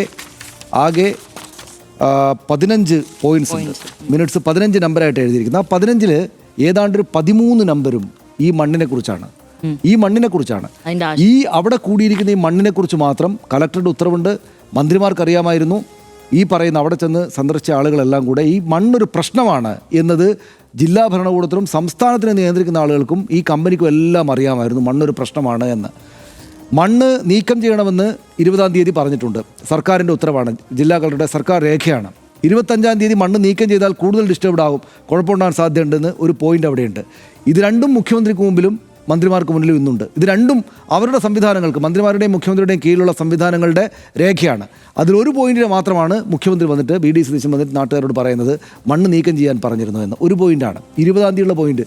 25-ാം തീയതി ഇത് നീക്കം ചെയ്താൽ കുഴപ്പമുണ്ടാകുമെന്ന് പറയുന്ന മറ്റൊരു രേഖ, അദ്ദേഹത്തിൻ്റെ തന്നെ മുഖ്യമന്ത്രി സ്ഥാനത്തിന് താഴെയുള്ള സംവിധാനത്തിൻ്റെതായിട്ട് രേഖ നമ്മുടെ കൈവശമുണ്ട്. പോട്ടെ, ഞാൻ പറയുന്നത് അത് അദ്ദേഹം പറഞ്ഞതിലെ കാര്യം അവിടെ നിൽക്കട്ടെ. പക്ഷേ ഈ പ്രശ്നം ഒഴിവാക്കാൻ, അതായത് ഇതൊരു ബോംബ് എന്ന നിലക്ക്, ഒരു ഡെമോക്ലീസിൻ്റെ വാൾ എന്ന പോലെ നമ്മുടെ തലയ്ക്ക് മേലെ ഒരു വാളായിട്ട് നിൽക്കുകയാണെന്ന് ഈ സംവിധാനങ്ങൾക്ക് ആകെ അറിയാമായിരുന്നിട്ട് എന്ത് ചെയ്തു എന്ന് ചോദിക്കുമ്പോൾ ഉദ്യോഗസ്ഥർ പറയും ഞങ്ങളാൽ നിക്ഷിപ്തമാക്കപ്പെട്ട കാര്യങ്ങളെല്ലാം ചെയ്തു എന്ന്. എങ്ങനെയാണ് നമ്മുടെ നാട്ടിൻ്റെയൊക്കെ സംവിധാനത്തിൽ ഉദ്യോഗസ്ഥരും രാഷ്ട്രീയ നേതാക്കളും വ്യത്യാസപ്പെട്ടിരിക്കുന്നതെന്ന് വെച്ചാൽ, രാഷ്ട്രീയ നേതാക്കൾക്ക് ഈ കാര്യങ്ങൾ മുൻകൂട്ടി കണ്ട് ഉടനടി നടപടി, ആളുകൾക്ക് ദോഷകരമായിട്ടുള്ള കാര്യങ്ങൾ ഉണ്ടാകാതിരിക്കാൻ ഉടനടി നടപടിയെടുക്കാനുള്ള ആളുകളാണ് ഭരണത്തലപ്പത്തുള്ള ആളുകൾ. ഭരണപരമായിട്ടുള്ള പദവികളുള്ള രാഷ്ട്രീയക്കാരും അല്ലാതെ ഗ്രൗണ്ടിലുള്ള രാഷ്ട്രീയക്കാരും. അവർക്ക് ഈ ഉദ്യോഗസ്ഥരുടെ ഈ ചട്ടപ്പടി സംഗതികളൊന്നും അവർക്ക് വേണ്ട. അവർക്കിതൊരു പ്രശ്നമാണ്, ഇവിടെ ഇതിപ്പോൾ മാറ്റണം അല്ലെങ്കിൽ മാറ്റാതിരിക്കണം, അല്ലെങ്കിൽ അവിടെ ഒരാളും ഒരു പൂച്ചക്കുട്ടി പോലും അതിനകത്ത് പെടാതിരിക്കാനും വിധം ആളുകളെ മാറ്റണം. ഇത് മനുഷ്യർ ചിന്തിക്കില്ലേ? വയനാട് ദുരന്തത്തിൻ്റെ ചരിത്രം നമ്മുടെ മുന്നിലുള്ളതാണ്. അപ്പോൾ ഇങ്ങനെ ഒരു പ്രശ്നം ഉണ്ടാകാൻ പാടുണ്ടോ? ഏതൊക്കെയോ സംസ്ഥാനങ്ങളിൽ ഏതൊക്കെയോ അമ്മമാർ കുട്ടികളെ ഓർത്ത് കരയേണ്ടുന്ന 19 വയസ്സിലൊരു കുട്ടിക്ക് വേണ്ടിയിട്ട് ഇങ്ങനെ അലറിക്കരയേണ്ടുന്ന, ജീവിതം കരുപിടിപ്പിക്കാനും കുടുംബത്തെ നോക്കാനുമായിട്ട് മറ്റൊരു അന്യദേശത്തേക്ക് പോയ ഒരാളെ നമ്മുടെ നാട്ടിൽ ഇങ്ങനെ മണ്ണിനടിയിൽ മരിച്ചു കിടക്കുന്ന അവസ്ഥയിലേക്ക് കൊണ്ടുപോകേണ്ട കാര്യം ഉണ്ടായിരുന്നോ? ഇവരാലോചിക്കട്ടെ. ഈ കളക്ടർ, ഈ പൊതുമരാമത്ത് സെക്രട്ടറി, അഡീഷണൽ സെക്രട്ടറി, ഈ IAS ഉദ്യോഗസ്ഥർ, ഈ കമ്പനിയുടെ ആളുകൾ, ഈ രാഷ്ട്രീയക്കാർ, ഈ ഭരണത്തലപ്പത്തുള്ള ആൾ, ഈ മുഖ്യമന്ത്രി ആലോചിക്കട്ടെ. മുഖ്യമന്ത്രിയോട് ഇപ്പോൾ നമുക്ക് മുഖ്യമന്ത്രി വ്യക്തിപരമായിട്ടൊന്നും പറയാൻ പറ്റും. ഇപ്പോൾ ഇതെല്ലാം സർക്കാർ സംവിധാനത്തിൽ വന്ന് ഓടി വന്ന് എന്തെങ്കിലും ചെയ്യാൻ പറ്റുമോ? പക്ഷേ അദ്ദേഹം ഇന്ന് വന്നിട്ട് ഇത്രയും സംഭവം നടന്നതിന് ശേഷം അദ്ദേഹം ഒരു രേഖയാണ് ഉദ്ധരിക്കുന്നത്. പക്ഷേ ആ രേഖയ്ക്ക് ശേഷം അദ്ദേഹത്തിൻ്റെ തന്നെ സംവിധാനത്തിൻ്റെ കീഴിലുള്ള ആൾ, ഇത് മുഖ്യമന്ത്രിയുടെ മാത്രം കാര്യമല്ല, പൊതുമരാമത്ത് മന്ത്രിയും പറയുന്നത് അദ്ദേഹത്തിൻ്റെ മേൽനോട്ടത്തിലാണ്, PWയുടെ മേൽനോട്ടത്തിലാണ്. പക്ഷേ ഞങ്ങളവിടെ നോക്കുകുത്തിയായി എന്നാണ് അദ്ദേഹം പറഞ്ഞത്. അതിന് വേറൊരു അർത്ഥമാണ്, പക്ഷേ അദ്ദേഹം പറഞ്ഞു വന്നപ്പോൾ അങ്ങനെയായി. അവിടെ പോയിട്ട് ഈ രണ്ടാമത്തെ രേഖയിൽ ഇപ്പോൾ നോക്കൂ, ഇവിടെ മണ്ണ് മാറ്റണമെന്ന് കളക്ടർ ഉത്തരവിട്ടിരിക്കുന്ന സ്ഥലത്ത് ഈ മണ്ണ് ഇപ്പോൾ മാറ്റിയാൽ ഡിസ്റ്റർബ്ഡ് ആവുന്ന മറ്റൊരു രേഖ പറയുമ്പോൾ, അവിടെ വിദഗ്ധരെന്ന് പറയുമ്പോൾ എന്ത് ചെയ്യണം എന്നിവർ ആലോചിക്കണ്ടേ? എന്ത് ചെയ്യണം? അത് തന്നെ ഇത് 25-ാം തീയതിയാണ്. അപ്പോൾ അത് കഴിഞ്ഞിട്ട് തന്നെ 12 ദിവസമായി. എന്ത് ചെയ്യണമെന്ന് ഇവർ ആലോചിക്കണ്ടേ? അപ്പോൾ അവിടെ ഏറ്റവും ചുരുങ്ങിയത് ആ പ്രദേശത്തേക്ക് ആളുകൾ വരാത്ത വിധം ഇവർ തടയേണ്ടതായിരുന്നോ? ഇല്ലേ? ആ തൊഴിലാളികൾ അവിടെ നിന്ന് മാറ്റേണ്ടത് ഈ കമ്പനിയും ആളുകളും ചെയ്യേണ്ടല്ലേ? മനുഷ്യൻ്റെ ജീവൻ എന്ന് വെച്ചാൽ എന്തുമാത്രം വലിയ വിലപ്പെട്ട സംഗതിയാണ്. നമുക്കൊന്ന് മാറി ചിന്തിച്ചിരുന്നെങ്കിൽ, ഇവർ കുറച്ചുകൂടെ ഗൗരവം കാണിച്ചിരുന്നെങ്കിൽ ഈ മനുഷ്യരെല്ലാം നാളെയും അതിലെ ഭക്ഷണം കഴിച്ച് നടക്കുമായിരിക്കില്ലേ, ജീവനോടെ നടക്കുമായിരുന്നു നമ്മൾ ആലോചിക്കില്ലേ? അപ്പോൾ അതിനകത്ത് ആരുടെ ഉത്തരവാദിത്തമാണ്? മനുഷ്യനിർമ്മിത ദുരന്തമാണെന്ന് പറയുക. ആ മനുഷ്യർ ഇവരൊക്കെ ചേർന്നുണ്ടാക്കിയ ദുരന്തമാണത്. ഇവരാണ് മനുഷ്യനിർമ്മിത ദുരന്തം ഉണ്ടാക്കിയത്. മനുഷ്യനിർമ്മിത ദുരന്തം എന്ന് മാത്രം പറഞ്ഞാൽ പോരാ, പ്രവചിക്കപ്പെട്ട, നേരത്തെ അറിയാമായിരുന്ന ഒരു മനുഷ്യനിർമ്മിത ദുരന്തം എന്നാണ്. ഈ തലപ്പത്തുണ്ടായിരുന്ന മനുഷ്യർക്കൊക്കെ അറിയാമായിരുന്ന, അവർ തന്നെ നിർമ്മിച്ച ഒരു ദുരന്തം എന്ന നിലക്ക് വേണം ഇതിനെ കാണാൻ. നിസ്സാരമായിട്ട് കാണാൻ പറ്റില്ല. അതാണ് ഇത് അതിനകത്തുള്ള കാര്യം. കൂടുതൽ പറഞ്ഞാൽ നമ്മൾ ഈ ഘട്ടത്തിൽ ഇവരാളുകളെല്ലാം ചീത്ത വിളിക്കുന്നതെന്ന് പറയും മനുഷ്യർ. പക്ഷേ ഇതിനകത്ത് ആ പ്രശ്നമുണ്ട്. രണ്ടാമത്തേത് എനിക്ക് തോന്നിയത്, ശ്യാമലി, നമുക്ക് മറ്റ് വിഷയങ്ങളിലേക്ക് പോകണമെങ്കിൽ അങ്ങനെ, അല്ലെങ്കിൽ അവരോടൊന്ന് അവിടുത്തെ കാര്യങ്ങൾ എന്താണെന്ന് ചോദിക്കുകയും കൂടെ വേണമല്ലോ. രണ്ടാമത്തെ കാര്യം, ഇപ്പോൾ കുറേ ആളുകൾ ചാടി വീണിരിക്കുകയാണ്. തുരങ്കപാത ആകപ്പാടെ കുഴപ്പമാണ്, തുരങ്കപാതയുടെ പ്രശ്നമാണ്. തുരങ്കപാതയുടെ പ്രശ്നം എന്ന് വെച്ചാൽ, ഇത് തുരങ്കപാത, ഇപ്പോൾ നമ്മുടെ വീട് അല്ലെങ്കിൽ മറ്റൊരു സ്ഥലം അല്ലെങ്കിൽ മറ്റൊരു പൊതുസ്ഥലം നിർമ്മിക്കുന്നു. ആ നിർമ്മാണ പ്രവൃത്തി നേരാവണ്ണം ചെയ്യാത്തതുകൊണ്ട് അവിടെ ഒരു അപകടം ഉണ്ടായാൽ അതാ നിർമ്മിക്കാൻ പോകുന്ന ഒരു സ്കൂൾ കെട്ടിടം ഉണ്ടാകുന്നു, അല്ലെങ്കിൽ എന്തെങ്കിലും ഒരു കെട്ടിടം ഉണ്ടാക്കാൻ വേണ്ടി പോകുന്നു. ആ കെട്ടിടത്തിൽ ഇടിഞ്ഞു വീണു, ആർക്കും പരിക്കൊന്നും പറ്റിയില്ല, നേരം ഇടിഞ്ഞു വീണു. ആ കെട്ടിടം ഇടിഞ്ഞു വീണത് ആ നിർമ്മാണ പ്രവൃത്തിയുടെ കുഴപ്പമാണ്, അല്ലാതെ അവിടെ കെട്ടിടം ഉണ്ടാക്കാൻ പോകുന്നതിൻ്റെ കുഴപ്പമല്ല. ഇപ്പോൾ പല കാരണങ്ങളും ഉണ്ടാകുമായിരിക്കും. ഇവിടുന്ന് മണ്ണിങ് ഇടിഞ്ഞു പോകുന്നത് മുഴുവൻ അവിടെ കൊണ്ടുപോയി നിക്ഷേപിച്ച മണ്ണാണ്, അല്ലാതെ ഭൂമിയല്ല. ഈ ഭൂമി ആകപ്പാടെ അവിടെ ഉറച്ചു നിന്നിരുന്ന മണ്ണ് ഇളകിപ്പോകുന്ന മറ്റെന്തെങ്കിലും സംഭവമല്ല. അപ്പം തന്നെ ചാടി ഇറങ്ങിയിട്ട് ഞങ്ങൾ അപ്പോഴേ പറഞ്ഞില്ലേ തുരങ്കപാത പ്രശ്നമാണെന്ന് പറയാണ്. തുരങ്കപാത പ്രശ്നമാണോ അല്ലയോ, അതിൻ്റെ പാരിസ്ഥിതിക പ്രശ്നങ്ങൾ എന്താണ്, തുരങ്കപാത വയനാട്ടിൽ പാടില്ല എന്ന് പറയുന്ന ആളുകളുടെ പാരിസ്ഥിതികവും സാങ്കേതികവുമായിട്ടുള്ള കൺസേൺസ് എത്രമാത്രം ഗൗരവമാർന്നതാണ് എന്നത് മറ്റൊരു ഡിബേറ്റാണ്. അത് മറ്റൊരു ഡിബേറ്റാണ്. ആ ഡിബേറ്റിനെ കുറിച്ച് അത് ഉന്നയിക്കുന്ന ആളുകളെല്ലാം പരിഹസിക്കുക എന്നുള്ളത് നമ്മൾ ചെയ്താൽ ശരിയാവുന്നില്ല. ചിലപ്പോൾ അവർ ചൂണ്ടിക്കാണിക്കുന്ന കാര്യങ്ങൾ ശരിയായിരിക്കാം. പക്ഷെ ഇത് വെച്ചിട്ട് അത് ചൂണ്ടിക്കാണിക്കാൻ പാടുണ്ടോ? ഇത് അങ്ങനെയാണോ സംഭവിച്ചിരിക്കുന്നത്? ഇത് തുരങ്കപാത എന്ന സംവിധാനം തന്നെയും കുഴപ്പമാണ്, അതിൻ്റെതാണ് ഈ അപകടമുണ്ടായത് എന്ന് പറയുമ്പോൾ, ഇന്ന് ഈ മഹാന്മാരായിട്ടുള്ള ആളുകളെല്ലാം ഇപ്പോൾ പറയുമ്പോൾ അതിൻ്റെ അർത്ഥം എന്താ വെച്ചാൽ ഇത് ചെയ്ത യഥാർത്ഥത്തിൽ ഈ മനുഷ്യനിർമ്മിത ദുരന്തം ഉണ്ടാക്കിയ ഈ ദുരന്തത്തെ നിർമ്മിച്ച മനുഷ്യരെ രക്ഷപ്പെടുത്തി കൊടുക്കുന്നതിന് തുല്യമാണ്. ഇത് തുരങ്കപാതയുടെ കുഴപ്പമൊന്നുമല്ല. തുരങ്കപാതയുടെ കുഴപ്പമോ അല്ലെങ്കിൽ നല്ലതോ എന്നുള്ളത് മറ്റൊരു ചർച്ചയാണ്. ഇത് അവർ നിർമ്മിക്കുന്നതിൽ ഈ കരാർ കമ്പനിക്കും അതിനെ നിയന്ത്രിക്കുന്ന ഈ സർക്കാർ സംവിധാനങ്ങളുടെ ആകപ്പാട് വീഴ്ചയാണ് എന്നല്ലേ നമ്മൾ കാണേണ്ടത്.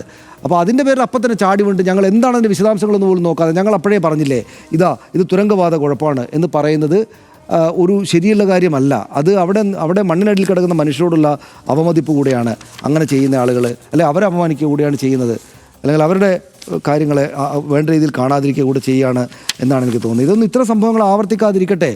ഇത് മനുഷ്യർ ഇത്രയും വലിയ സ്ട്രക്ചേഴ്സ് ഉണ്ടാകുമ്പോൾ വയനാട് എന്ന് വെച്ചാൽ നമ്മുടെ രണ്ട് സർക്കാർ സംവിധാനങ്ങളുടെ രണ്ട് പ്രധാനപ്പെട്ട കാര്യങ്ങൾ കിടക്കുന്ന സ്ഥലമാണല്ലോ ശ്യാമിലി. ഒന്ന് വയനാട്ടിലെ ദുരന്തത്തിൻ്റെ പുനരധിവാസ സംഗതികൾ അവിടെ നിൽക്കുകയാണ്. രണ്ടാമത് ഇപ്പോൾ ഇങ്ങനൊരു മെഗാ പ്രൊജക്റ്റ് വയനാടുകാർക്ക് തന്നെ ഗുണകരമാകുന്ന ഒരു മെഗാ പ്രൊജക്റ്റിൻ്റെ നിർമ്മാണം അവിടെ നടക്കുകയാണ്. ഇതിനകത്ത് അതിസൂക്ഷ്മമായിട്ടുള്ള നിരീക്ഷണം സർക്കാർ സംവിധാനങ്ങളുടേത് വേണം.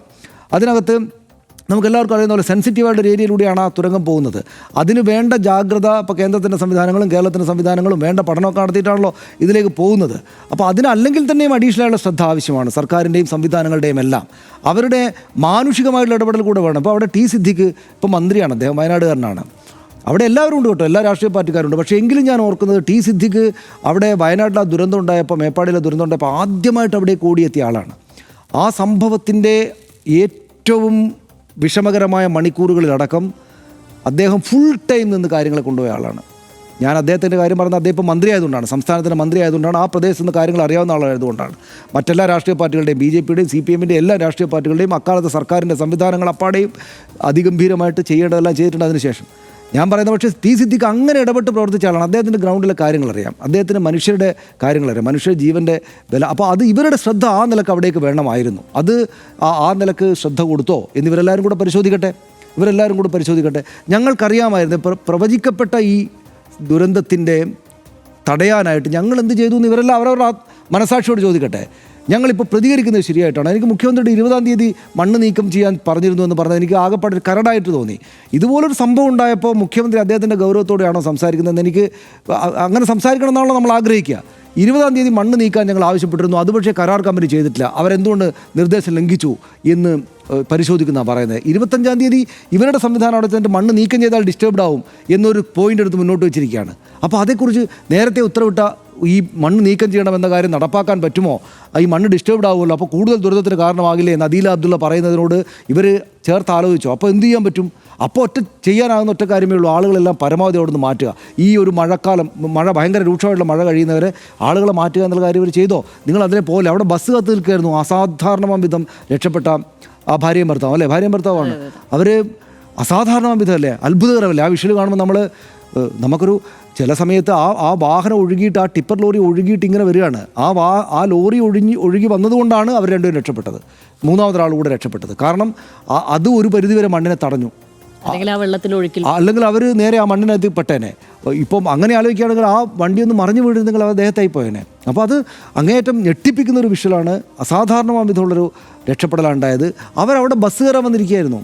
നോക്കൂ, ഇത്രക്ക് ഒരു വാള് തലക്കുമേൽ തൂങ്ങി നിൽക്കുന്ന പോലെ മണ്ണ് അവിടെ ഉണ്ടെന്ന് സർക്കാർ സംവിധാനങ്ങൾ കണ്ടെത്തി എഴുതി വെച്ചിരിക്കുന്ന ഈ സ്ഥലത്ത് ബസ് ഓടുന്നുണ്ടായിരുന്നു, ബസ്സിന് ആളുകൾ കയറി പോകുന്നുണ്ടായിരുന്നു. ഏറ്റവും ചുരുങ്ങി നടക്കാൻ പോകണമെന്ന് അറിയാവുന്ന ഈ മനുഷ്യർക്ക് 17 ദിവസം മുമ്പ് ഈ കാര്യങ്ങൾ പറഞ്ഞിരുന്ന ഈ മനുഷ്യർക്ക്, ഈ ഉദ്യോഗസ്ഥർക്ക്, ഈ രാഷ്ട്രീയ നേതാക്കൾക്ക് അതിന് വേണ്ട ഒരു സുരക്ഷാ നടപടികൾ എടുത്തുകൂടെ എന്ന് ചോദിക്കുന്നത് തെറ്റായ കാര്യമാണോ? തെറ്റായ കാര്യമാകുമോ? നമ്മളിപ്പോൾ അവരെ നടന്ന സംഭവത്തിന് ശേഷം നിങ്ങളിത് എല്ലാവരെയും കൂടെ കുറ്റപ്പെടുത്തുകയാണല്ലോ എന്ന് പറയുന്ന പോലെ ആകുമോ? ഇതവർ ചെയ്യേണ്ടതായിരുന്നില്ലേ? ഈ രേഖകൾ ഇപ്പോൾ എഴുതിയുണ്ടാക്കിയല്ലോ. ഈ രേഖകൾക്കകത്തുണ്ടല്ലോ 15 പോയിൻറ്റ്സ് ഈ സന്ദർശനം നടത്തിയ ആളുകൾ എഴുതിയത് 13 പോയിന്റിലും മണ്ണ് എന്നുണ്ട്. അതിനകത്ത് പിന്നെ കളക്ടറുടെ ഉത്തരവിനകത്ത് മണ്ണിനെക്കുറിച്ച് മാത്രമാണ് ഉത്തരവ് ഇറങ്ങിയിരിക്കുന്നത്. അപ്പോൾ ഇവർക്ക് എല്ലാവർക്കും അറിയാമായിരുന്നിട്ട് ഇങ്ങനെയൊക്കെ ചെയ്ത് ശരിയായെന്ന് ആലോചിക്കട്ടെ. കൂടുതൽ പറഞ്ഞാൽ ഒരു പക്ഷേ കൂടുതലായി വേറെ ഈ വിടവുകൾ വേറെയുണ്ട്. ഇതിപ്പോൾ ടൗൺഷിപ്പിന്റെ ഒരു കാര്യം എന്ന് പറഞ്ഞു, വലിയൊരു ദുരന്തത്തിനൊടുവിൽ ഒരു മനുഷ്യനെ, ഒരു ജനതയെ പുനരുജ്ജീവിപ്പിക്കാനുള്ള ഒരു പ്രൊജക്റ്റാണല്ലോ അവിടെ ഉള്ളത്. പക്ഷേ ആ ടൗൺഷിപ്പിന്റെ പ്രവർത്തനങ്ങൾ, നിർമ്മാണ പ്രവർത്തനങ്ങൾ പലകുറി അവതാളത്തിലാവുന്ന അവസ്ഥയാണ് നിലവിലുണ്ടായിട്ടുള്ളത്. അതൊരു നാഥനില്ലാ കളരി പോലെ, അതിനെ ഇങ്ങ് മേയാൻ വിട്ട പശുവിനെ പോലെ ഇങ്ങനെ വെറുതെ ഒരു കുന്നിൻ ചെരുവിൽ ഇട്ട പോലെ മേപ്പാടിയിൽ അങ്ങ് ഇട്ടേക്കുകയാണ്, കൽപ്പറ്റയിൽ ഇങ്ങനെ ഇട്ടേക്കുകയാണെന്ന് പറയുന്നത്. അവിടെയും ഈ പറയുന്ന പോലെ മഴ പെയ്തിട്ട് ചെളി ഉണ്ടായി. ഈ ചെളി അവിടെ നിന്ന് നീക്കണം എന്ന് ഞങ്ങൾ പറഞ്ഞിരുന്നു എന്ന് മന്ത്രി വന്ന് പറയുക. ഇതൊരു പ്രതിപക്ഷ ശബ്ദത്തിലാണ് ഇപ്പോഴും ഇവർ സംസാരിക്കുന്നത് എന്നുള്ളതാണ്. നീക്കണമെന്ന് പറഞ്ഞിട്ട് അതായത് മന്ത്രി നേരിട്ട് പോയിട്ട് അവിടെ നീക്കാനോ അല്ലെങ്കിൽ വേണ്ടിയിട്ട് നിർദ്ദേശം കൊടുക്കാനോ മന്ത്രി തന്നെ ഫിസിക്കലി എന്തെങ്കിലും എഫേർട്ട് എടുക്കാനോ അല്ലല്ലോ പറയുന്നത്. അങ്ങനെ ഒരു കാര്യം തീരുമാനിച്ചിട്ടുണ്ടെങ്കിൽ അത് നടപ്പാക്കണം. അത് നടപ്പാക്കാൻ അദ്ദേഹത്തിന് ഇത്രയും സംവിധാനങ്ങളുണ്ടല്ലോ. അദ്ദേഹത്തിനുമായി ബന്ധപ്പെട്ട് തന്നെ അദ്ദേഹം ഒരു മന്ത്രിയാണല്ലോ, അദ്ദേഹത്തിന് അതിന് പവറുണ്ടല്ലോ. അതിനാണല്ലോ താഴെയുള്ള ഉദ്യോഗസ്ഥരെ വെച്ച് അതിനാവശ്യമായ നിർദ്ദേശങ്ങൾ നൽകി. ഒരു ടൗൺഷിപ്പിൽ ഇത്രയും പേർക്ക് താക്കോൽ കൈമാറിയ ഒരു സ്ഥലമാണല്ലോ. അവിടെ നിർമ്മാണ പ്രവർത്തനങ്ങളും നടക്കാൻ പറ്റായികയൊന്നുമില്ല. പക്ഷേ അതുണ്ടായില്ല. മാറ്റണമെന്ന് ഞങ്ങൾ പറഞ്ഞാണ്, അവിടെയും മാറ്റുന്നില്ല. അവിടുത്തെ കരാർ ആരാണോ അവിടെ നിർമ്മാണ പ്രവർത്തനങ്ങൾ നടത്തുന്നത് അവരും അത് മാറ്റുന്നില്ല എന്നാണ് പറഞ്ഞത്. ഈ പറയുന്നൊരു പ്രതിപക്ഷ ശബ്ദമാണ് നിലവിൽ. മുഖ്യമന്ത്രി വി ഡി സതീശന്, ഇദ്ദേഹത്തിന് ഞാൻ നേരത്തെയും പറഞ്ഞിട്ടില്ല, അദ്ദേഹത്തിന് പലകുറിയും മുഖ്യമന്ത്രി ആയതിനു ശേഷവും അദ്ദേഹത്തിന് ചില പ്രതിപക്ഷ ശബ്ദങ്ങളുണ്ട്. ഈ പറയുന്ന പോലെ ഒരു കാര്യം അങ്ങ് പറഞ്ഞിട്ടങ്ങ് പോയേക്കുക. അതായത് അതിലൊരു അവധാനതയോടുകൂടി സംസാരിക്കുകയോ എല്ലാ വശങ്ങളും സംസാരിച്ച് പരിശോധിക്കുകയോ ചെയ്യുന്നതിനപ്പുറത്തേക്ക് ഒരു കണ്ണിൽ പൊടിയിടൽ എന്ന് പറയുന്നത് പോലെ ഇന്ന് വന്നിട്ട് പറയാതെ മണ്ണ് മാറ്റാൻ ഞങ്ങൾ പറഞ്ഞിരുന്നു 20-ാം തീയതി, പക്ഷേ കരാർ കമ്പനി മാറ്റിയില്ല. അതാണോ നമ്മൾ പ്രതീക്ഷിക്കുന്ന ഒരു കാര്യം എന്നുള്ളത്? അതല്ലല്ലോ. അതാണ് ഞാൻ പറയുന്നത്, ഈ വിടവ് ആണ് ഇതിനകത്ത് ഒരു കാര്യം ശ്യാമിലി. അതായത് ഇവർ സർക്കാർ സംവിധാനങ്ങളും ഈ മന്ത്രിമാരും ഒക്കെ ആലോചിക്കേണ്ട ഒരു കാര്യം, ഇതുപോലുള്ള കാര്യങ്ങൾക്ക് എല്ലാവരും ഇനിയിപ്പോൾ ഇലക്ഷൻ ഒന്നും ഇപ്പോൾ വരാനില്ലല്ലോ. ഇനിയിപ്പോൾ നിയമസഭാ ഇലക്ഷൻ 5 കൊല്ലം കഴിഞ്ഞേ ഉള്ളൂ. 5 കൊല്ലം, 3 കൊല്ലം കഴിഞ്ഞാൽ ഒരു ലോക്സഭാ ഇലക്ഷനോ മറ്റോ വരാനുള്ളൂ. അപ്പോൾ അതിനകത്ത് വലിയ എന്തായാലും ഒരു 1-2 വർഷക്കാലം എന്തായാലും തെരഞ്ഞെടുപ്പൊന്നുമില്ല. അപ്പോൾ ഇവർ ഈ 10 വർഷമായിട്ട് അവരായിരുന്നു ഭരിക്കുന്നത്. 10 വർഷമായിട്ട് നിങ്ങൾ പ്രതിപക്ഷത്തായിരുന്നു. കാര്യങ്ങളെക്കുറിച്ചൊരു ധാരണ പരസ്പരം ഉണ്ടാകാനൊക്കെ ഒരു സമയമെടുക്കുമായിരിക്കും. ഇതുപോലുള്ള കാര്യങ്ങൾക്ക് പരസ്പരം കമ്മ്യൂണിക്കേറ്റ് ചെയ്ത് പോട്ടെ. പരസ്പരം കമ്മ്യൂണിക്കേറ്റ് ഇപ്പം വയനാട്ടിലെ പാത നിർമ്മാണം നടത്തുന്നത്, അതിൻ്റെ സംവിധാനങ്ങളൊക്കെ നയിക്കുന്ന ആളുകൾ, ഇതിന് തൊട്ടു മുമ്പ് ഈ കാര്യങ്ങൾ ചെയ്ത ആളുകളോട് നിരന്തരമായിട്ടുള്ള കമ്മ്യൂണിക്കേഷൻ ദിവസവും എന്നോണം അവർ കമ്മ്യൂണിക്കേറ്റ് ചെയ്യട്ടെ. ഉദ്യോഗസ്ഥർ മാത്രമല്ല, ഉദ്യോഗസ്ഥർ ആത്മാർത്ഥമായിട്ട് ചെയ്യുന്ന ആളുകളാണ്. പ്രത്യേകിച്ച് അവിടുത്തെ ജില്ലാ കളക്ടർക്ക് വളരെ നന്നായിട്ട് കാര്യങ്ങൾ പ്രവർത്തിക്കുന്ന ആളാണ്. ഇപ്പോൾ പൊതുമരാമത്ത് സെക്രട്ടറിയെ കുറിച്ചാണെങ്കിലും അങ്ങനെ മറിച്ചൊരു അഭിപ്രായമുള്ള ആളല്ല, നന്നായിട്ട് കാര്യങ്ങൾ ചെയ്യുന്ന ആളാണ്. പക്ഷേ ഞാൻ പറഞ്ഞ രാഷ്ട്രീയക്കാരുടെ പ്രതിപക്ഷ ഭരണപക്ഷ വ്യത്യാസമില്ലാതെയുള്ള പരസ്പര സഹകരണത്തോടെ മനുഷ്യർക്ക് വേണ്ടിയിട്ടുള്ള ആലോചനകൾ കൂടെ നടത്തിയിട്ട് വേണം. ഇത്തരം സെൻസിറ്റീവായുള്ള സമയത്ത് ഞാനിത് ഇതേപോലെ തന്നെയും ഈ മഴക്കാല രോഗങ്ങൾ വരുന്നു എന്ന് പറഞ്ഞപ്പോൾ ഈ പറയുന്ന അക്കാലത്ത് ഈ കാര്യങ്ങൾ വന്നപ്പോൾ നമ്മൾ സംസാരിച്ചപ്പോൾ പറഞ്ഞാണ്. കാരണം മനുഷ്യർ ബുദ്ധിമുട്ടുണ്ടാകാതിരിക്കുക. നമ്മൾ ഒരുപാട് പറയുമ്പോൾ നമ്മൾ ഇവരെ വല്ലാതെ ഉപദേശിക്കുന്നല്ലോ എന്നൊരു തോന്നലുണ്ടാവും. അതുകൊണ്ട് നമുക്ക് ഇതുപോലൊരു ദുരന്ത സമയത്ത് എനിക്ക് തോന്നുന്നു അധികം അത്തരം കാര്യങ്ങളിലേക്ക് പോകേണ്ടത്. എന്തായാലും താമരശ്ശേരി ചുരത്തിലെ ഗതാഗത പ്രശ്നത്തിന് പരിഹാരമായാണ് കോഴിക്കോട് ആനക്കാംപൊയിൽ മുതൽ വയനാട് മേപ്പാടി വരെ ബന്ധിപ്പിക്കുന്ന തുരങ്കപാത ലക്ഷ്യമിടുന്നത്. കോഴിക്കോട് മറിപ്പുഴ മുതൽ വയനാട്ടിലെ മീനാക്ഷിപ്പാലം വരെ 8.73 കിലോമീറ്ററാണ് തുരങ്കത്തിന്റെ നീളം. പശ്ചിമഘട്ടത്തിന്റെ പരിസ്ഥിതി സംരക്ഷിക്കാൻ കർശന നിബന്ധനകളോടെയാണ് ഈ പദ്ധതി നടപ്പാക്കുന്നത്. ഇന്ന് ഈ പാതയ്ക്ക് സമീപമാണ് 5 പേരുടെ ജീവൻ കവർന്ന ദുരന്തമുണ്ടായിരിക്കുന്നത്. ചൂരൽമല മുണ്ടക്കൈ ദുരന്തത്തിൽ നിന്ന് മുക്തമാകുന്നതിന് മുൻപാണ് മറ്റൊരു പ്രകൃതി ദുരന്തത്തിന് കൂടി വയനാട് സാക്ഷിയാകുന്നത്. ഇപ്പോഴുണ്ടായ അപകടം മനുഷ്യനിർമ്മിതമാണെന്നാണ് സംസ്ഥാന സർക്കാർ വിശദീകരിക്കുന്നത്. എന്നാൽ പൊതുമരാമത്ത് വകുപ്പും ജില്ലാ ഭരണകൂടവും നൽകിയ മുന്നറിയിപ്പിൽ മാത്രം അവരുടെ ഉത്തരവാദിത്തം തീർന്നെന്നാണ് പുറത്തുവന്ന രേഖകളിൽ നിന്ന് വ്യക്തമാകുന്നത്. ഇപ്പോഴും മണ്ണിനടിയിൽ എത്ര പേർ കുടുങ്ങിക്കിടക്കുന്നുണ്ടെന്ന് പറയാൻ പോലും ഭരണകൂടത്തിന് സാധിച്ചിട്ടില്ല. അപകടത്തിന്റെ പശ്ചാത്തലത്തിൽ ഇനി എങ്ങനെ മുന്നോട്ട് പോകുമെന്നാണ് പ്രധാനമായും ഉയരുന്ന ചോദ്യം. എന്തു തന്നെ ആയാലും രാജ്യത്തെ ഏറ്റവും വലിയ 3ാമത്തെ തുരങ്കപാതയുടെ ഭാവി എന്താകുമെന്ന് കാത്തിരുന്നു തന്നെ കാണാം.